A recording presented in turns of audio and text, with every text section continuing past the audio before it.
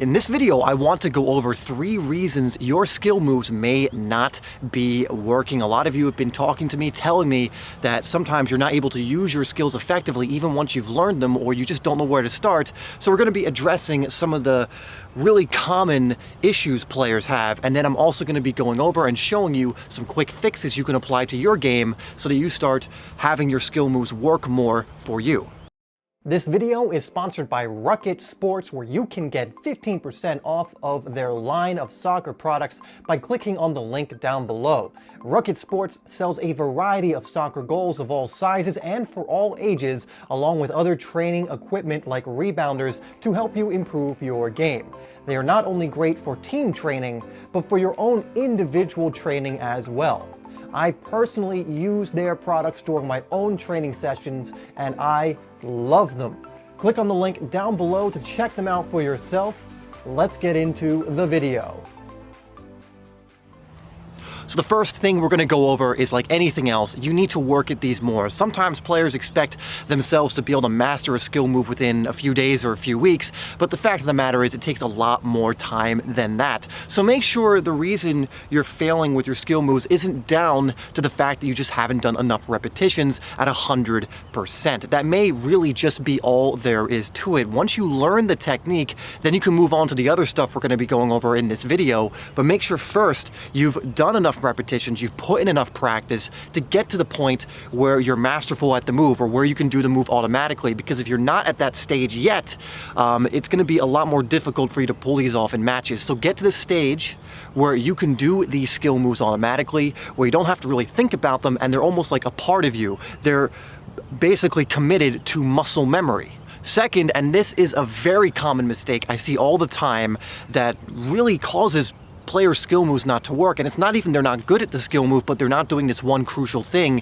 which is taking advantage of the space they've just created. So for example, I may see a player do an incredibly fast, quick, and very technically good step over, but they'll fail to burst into that space immediately after. It's no use doing a good move like that off balancing the defender and then not exploiting that space as much as you can. So if you do a step over, for example, and then you kind of casually try and move by them, you give the defender more time to recover. So make sure when you're doing your skill move, especially ones where you want to move into space, you're really quickly moving into that space, bursting after your move, moving fast, because if you're doing it casually or slowly, you're giving the defender much more time to recover. You want to blast past them, move across them, and not give them that opportunity to get the ball back or to recover after you've beaten them. Third mistake I see is players forcing it, thinking they need to use certain skill moves in certain situations every time. Like I'll see players trying to do elasticos or rainbows or step overs at unnecessary times.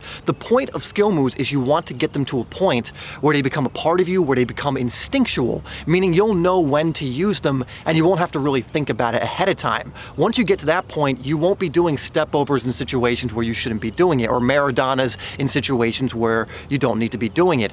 Don't force your skill moves. Really get used to listening to your instincts and allowing them to take over in those situations where a skill move is required. Sure, you can plan it out sometimes. When I take someone one-on-one, for example, with a lot of space in behind, my go-to is sometimes a step over, maybe a body feint, but I also have to be prepared if the move doesn't work or if a different scenario appears. So make sure you're committing this to muscle memory so you're not forcing skill moves. This is not something to be forced. It should be fluid. It should be natural.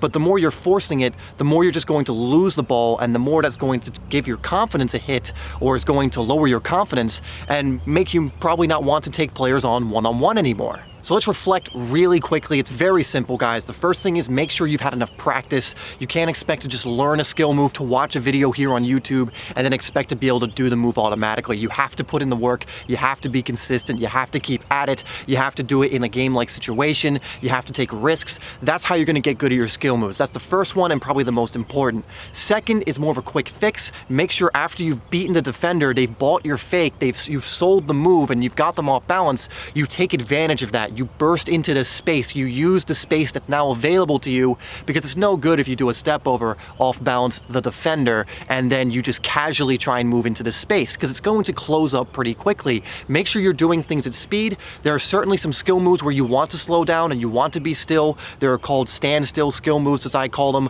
But for the most part, you want to burst after you've done it, especially if you have space available. So that's a quick fix. Third is don't force it. Don't be doing skill moves unnecessarily in situations where it just doesn't call for you to do it. You know, start listening to your instincts more. You'll start knowing when you need to do moves more. Again, this takes a lot of practice, but that's ultimately what you want to get to. You want to get to the point where it's instinctual, where you know what you need to do and you're not forcing it. You don't think you need to do skill moves. You're using skill moves when it's appropriate. Okay guys, so that was just a quick video on some of the things that are probably causing your skill moves not to work. If you work on these areas, stop doing the things I went over and started doing the things I did go over and said you should be doing, you'll find that you start beating players more one-on-one with your skill moves. One other thing I would also say is if you are unconfident about your skill moves or you're going in with a lack of confidence, that's also going to affect you. So that's an area also to work on. The way I like to look at it is every single time I take someone one-on-one, I fully believe I'm going to beat them. I have no doubts in my mind, because I know if I have a doubt creep in, that's only going to cause me to more likely lose the ball. So keep that in mind also, confidence, keep these other things in mind as well. Thank you so much for tuning into this quick video. Let me know if you want more like this, and I will see you in the next one.